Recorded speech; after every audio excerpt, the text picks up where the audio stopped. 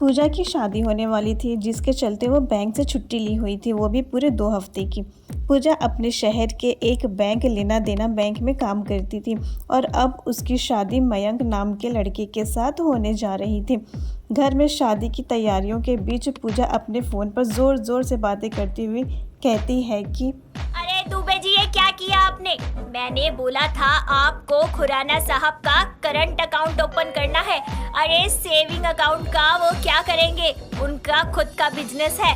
अब दोबारा से डॉक्यूमेंटेशन करवाओ और मुझे ईमेल कर दो, मैं चेक कर लूँ। पूजा को ऐसे हल्दी वाले दिन फ़ोन पर लगे देखकर उसकी माँ नीति उसके पास आती है और उसे फ़ोन छीनकर कहती है, अरे आज तेरी हल्दी है और सारे मेहमान आ चुके हैं, लेकिन तू गायब है।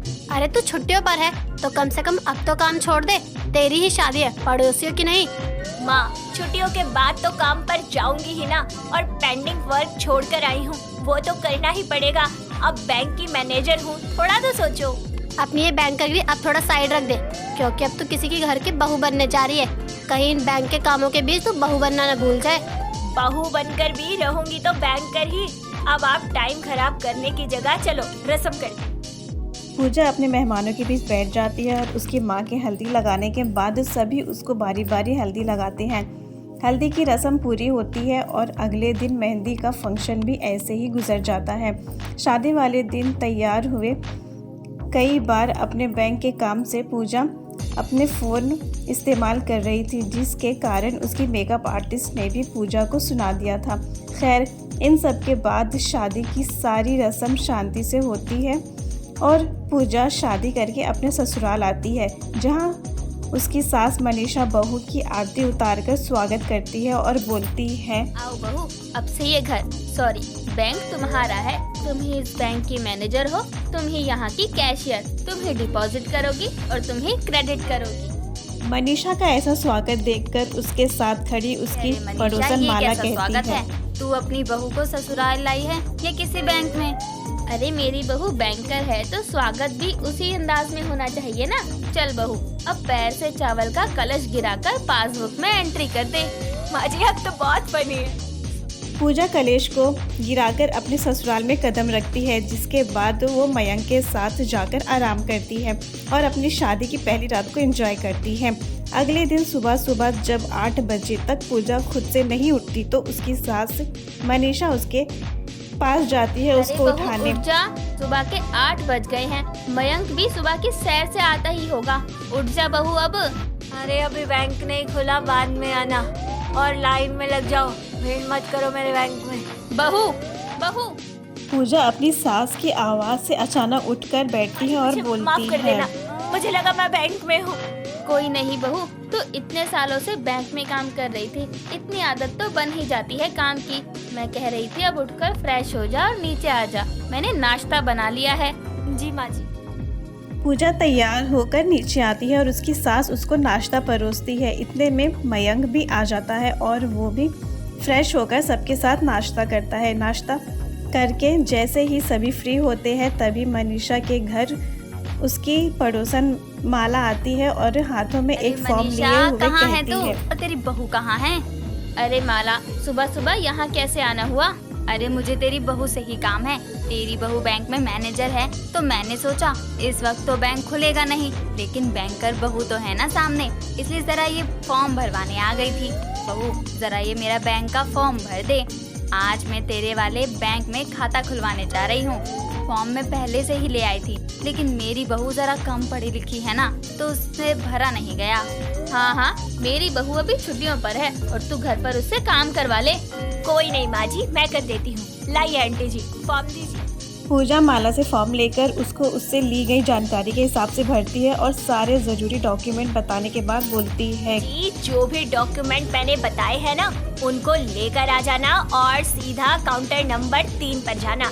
पहले वहाँ आपका फॉर्म वेरिफिकेशन होगा, उसके बाद आगे का प्रोसेस होगा। ठीक है बहू, तेरा बहुत बहुत शुक्रिया।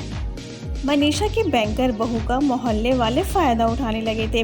कभी कोई अपना डिपॉजिट का फॉर्म भरवाने आता तो कोई अकाउंट क्लोजिंग का। ऐसे ही एक दिन पूरा मनीषा मोहल्ला मेरी सोचती है, बैंकर बहू का फायदा उठा रहा है, लेकिन मैंने ही कुछ नहीं करवाया। मैं भी बहू से कहकर अपना अकाउंट खुलवा लेती हूँ और उसमें बचाए हुए पैसे डाला करूँगी। ये सब सोचकर मनीषा दोपहर के वक्त पूजा के कमरे में जाती है। पूजा सो रही थी तो ये देखकर मनीषा दरवाजे को खटखटाते हुए जगी है क्या? कहती है, अरे अभी लंच टाइम है, लंच टाइम के बाद आना। अच्छा ठीक है, 1 मिनट। अरे बहू तो घर में है। मनीषा की बात सुन के पूजा की आंख खुलती है और वो उठकर बैठ जाती है। जरा जिस मेरा पर भी मनीषा अकाउंट कहती खुलवा है, दे अपने बैंक में। ऐसा करियो कि मुझे जाना ना पड़े, मतलब मेरे घुटनों में दर्द होता है ना, तो तू साइन सारे घर से ही करवा के ले जाइयो। माँ जी ऐसा नहीं होता, आपको बैंक से काम है तो बैंक तो जाना चाहिए ना। अगर मैं आपकी बैंकर बहू ना होकर एक आम इंसान होती, घरेलू सी होती, तब भी तो आप जाती ना।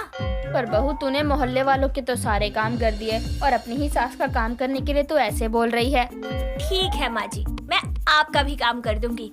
अब खुश? मेरी छुट्टी के 2 दिन बचे हैं। 2 दिन बाद मैं आपके लिए एक फॉर्म ले आऊंगी और उसे भरवा कर ले जाऊंगी। इस बात पर मनीषा खुशी खुशी अपने घर के काम करने चली जाती है। अब अगले दिन रात के समय भी पूजा अपने बेडरूम में बैठकर अपने मोहल्ले वालों के फॉर्म भर रही थी। ये क्या कर देखकर रही हो? मयंक जब उसे से शादी कहता है, करके घर आई हो किसी न किसी का काम करने में लगी रहती हो। अरे अपनी प्रोफेशनल लाइफ को अपनी पर्सनल लाइफ से अलग रखो। तुम खुद देखो, शादी के बाद हम एक भी दिन बाहर नहीं गए या कहीं घूमने नहीं गए। हाँ मयंक, मैं जानती हूँ, लेकिन क्या करूँ तुम ही बताओ। यहाँ कोई ना कोई मेरे पास अपना बैंक का काम लेकर आ जाता है और मेरे घर पर भी यही चलता रहता था। अरे हालत इतनी बुरी थी कि मैं अपनी शादी की रस्में भी एंजॉय नहीं कर पाई। अब किसी को मना करूँ तो वो मुंह फुला लेता था। मानता हूँ, लेकिन देखो बैंकर बहू हो तुम जब बैंक जाने लगोगी तो तुमको ज्यादा छुट्टी नहीं मिलेगी। और अगर तुम अपने आसपास वालों को ऐसे घर बैठे सलाह दोगी तो उन लोगों के साथ ये नाइंसाफी है जो रोज बैंक में आकर लंबी लाइन लगाकर अपने काम करवाते हैं। हाँ, आपने सही कहा। शादी के बाद मेरी मुंह दिखाई का फंक्शन नहीं हुआ, ना ही मैंने अपनी पहली रसोई की। बस किए तो लोगों के अकाउंट के फॉर्म फिल किए, लेकिन अब ऐसा नहीं होगा। अब ये बैंकर बहू अपने बैंक के काम बैंक में करेगी और घर के काम घर पे करेगी। पूजा और मयंक की ये बातें दरवाजे के बाहर खड़ी मनीषा सुन लेती है। लेकिन रात गुजरती है और पूजा की छुट्टी का आखिरी दिन बचता है, जिस पर मनीषा सुबह सुबह पूजा के कमरे में आती है और वह उसको एक सुंदर सी साड़ी देते हुए आज कहती तेरी है, मुंह दिखाई है और हाँ, शाम को तेरी पहली रसोई की रस्म है। और हाँ बहू, मुझे माफ कर देना, मैंने भी बाकी लोगों की तरह तुझे बैंकर बहू की तरह ही ट्रीट किया, ना कि अपनी बहू की तरह। लेकिन अब मैं समझ गई हूँ, तेरा काम अलग है और तेरा ससुराल अलग, इसलिए मैं कभी बैंक से रिलेटेड काम तुझसे घर पर नहीं करवाऊंगी और ना ही दूसरों को करवाने दूंगी।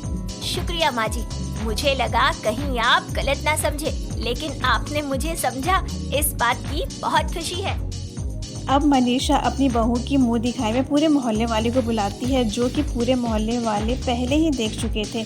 लेकिन इस मुंह दिखाई के सीधा एक ही मकसद था कि सबको बताना कि पूजा से बैंक का काम के लिए उसे बैंक जाकर बात की जाए, क्योंकि घर पर वो सिर्फ एक साधारण बहू है, बैंकर बहू नहीं।